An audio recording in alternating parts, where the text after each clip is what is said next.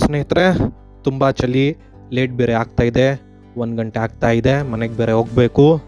ಕೆಲಸ ಮುಗಿಸ್ಕೊಂಡು ನಮ್ಮ ಕೆಲಸದಲ್ಲಿ ಕ್ಲೋಸಿಂಗ್ ಮಾಡಬೇಕು, ಕ್ಲೋಸಿಂಗ್ ಚೆಕ್ ಲಿಸ್ಟ್ ಮಾಡಬೇಕು, ಕರೆಕ್ಟಾಗಿ ಲೆಕ್ಕೆಲ್ಲ ಮುಗಿಸ್ಬಿಟ್ಟು ಬಿಡಬೇಕು ನಮ್ಮ ಸ್ಟೋರ್. ಹೋಗ್ತಾ ಇದ್ದೀನಿ. ತುಂಬ ಚಳಿ.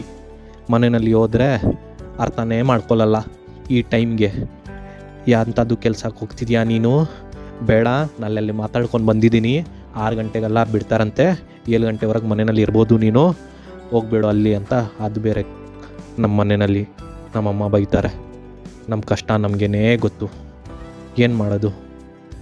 ಮನೆಯಲ್ಲಿ ಕೆಲವೊಂದು ಮನೆಯಲ್ಲಿ ಕೇಳಲ್ಲ, ಕೆಲಸದಲ್ಲಿ ಹೆಂಗಿದೆ ಪರಿಸ್ಥಿತಿ, ಪ್ರೆಷರ್ ಇದೆ, ಟಾರ್ಚರ್ ಇದೆ, ಯಾಕೆ ಅಷ್ಟು ಲೇಟ್ ಬರ್ತಾ ಇದೆಯಾ ಅಂತ ಬರೀ ಮುಖ ಚೆಕ್ ಮಾಡ್ಕೊಂಡು ಬಿಡ್ತಾರೆ.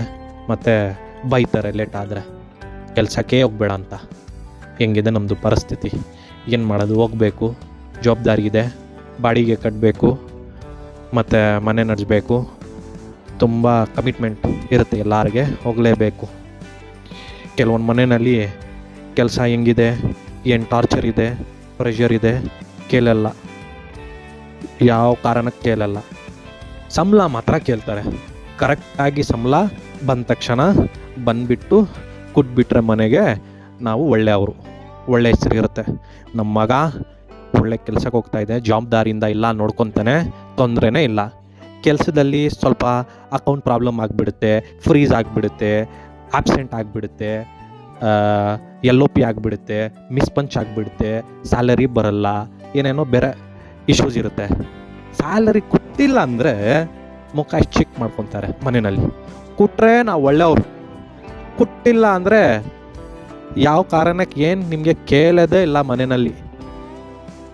ಕರೆಕ್ಟಾಗಿ ಕೊಡ್ತಾಯಿದ್ರೆ ಬೆಳಗ್ಗೆ ಏನು ಮಾಡಬೇಕು, ಚಪಾತಿ ಚೊಡೆ, ಸಂಜೆ ಏನು ಮಾಡಬೇಕು, ಚಿಕನ್ ಕರಿ ಮಾಡಲಾ, ಮಟನ್ ಕರಿ ಮಾಡಲಾ, ಚಪಾತಿ ಮಾಡಲಾ, ಫ್ರೂಟ್ಸ್ ಬೇಕಾ ಅಂತ ಚೆನ್ನಾಗಿ ಕೇಳ್ತಾರೆ.